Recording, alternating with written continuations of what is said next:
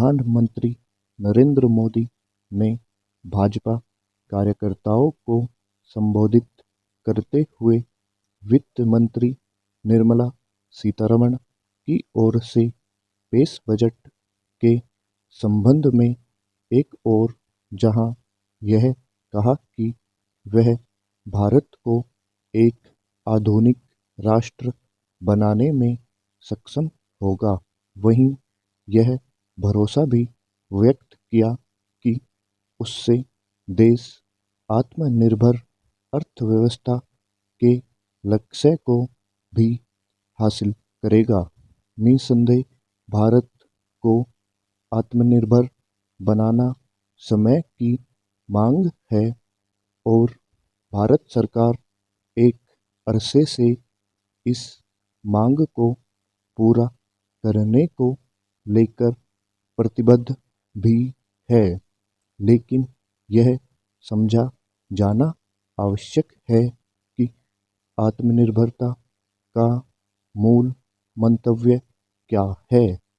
यह वह समय है जिसे इस रूप में व्याख्यायित किया जाता है कि दुनिया अब एक गांव में तब्दील हो गई है।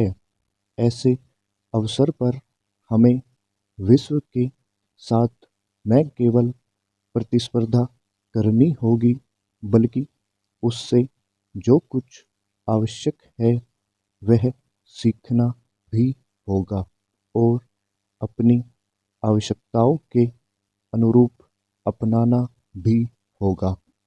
आत्मनिर्भरता का वैसा कोई अर्थ नहीं निकाला जाना चाहिए जैसा एक समय सोवियत संघ और उससे प्रभावित देशों ने आत्मसात कर लिया था।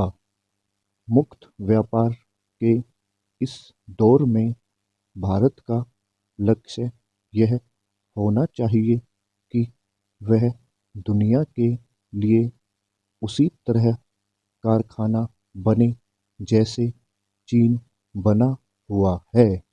पैराचेंज।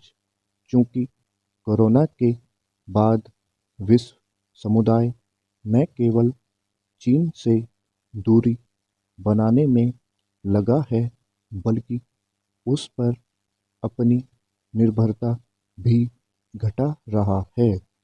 इसलिए भारत के उद्यमियों के समक्ष एक अवसर है कि वे दुनिया के उस बाजार तक अपनी पहुंच बनाएं जिस पर चीन ने आधिपत्य जमा रखा था। यह सही अवसर है जब इस बात की समीक्षा की जाए कि भारत में वे अनेक उद्योग क्यों नहीं आ सके जो चीन से पलायन कर रहे थे और अपने लिए अनुकूल ठिकाने की तलाश कर रहे थे।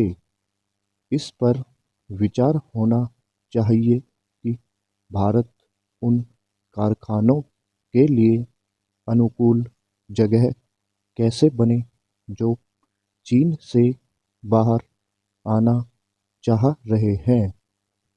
निश्चित रूप से चीन की चुनौती का सामना तभी किया जा सकेगा जब भारतीय उत्पादों की गुणवत्ता विश्वसनीय होने के साथ ही विश्व स्तरीय भी होगी। यदि भारत को वास्तव में आत्मनिर्भरता के अपने लक्ष्य को हासिल करना है तो हमारे उद्यमियों को और अधिक सक्रियता एवं कल्पनाशीलता दिखानी ही होगी। जब भारत दुनिया के लिए एक नए कारखाने के रूप में उभरेगा, तब न केवल देश की अर्थव्यवस्था मजबूत होगी, बल्कि रोजगार के अवसर भी उत्पन्न होंगे। देश को आत्मनिर्भर बनाने के लिए जैसे कदम भारत सरकार उठा रही है, वैसे ही कदम राज्य सरकारों को भी उठाने होंगे। वास्तव में देश को आत्मनिर्भर बनाने के लक्ष्य में केंद्र और राज्यों के बीच सहयोग एवं समन्वय न केवल कायम होना चाहिए, बल्कि दिखना भी चाहिए।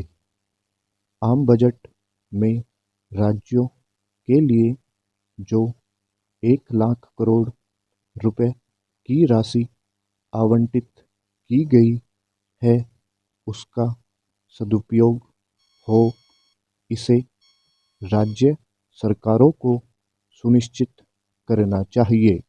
स्टॉप।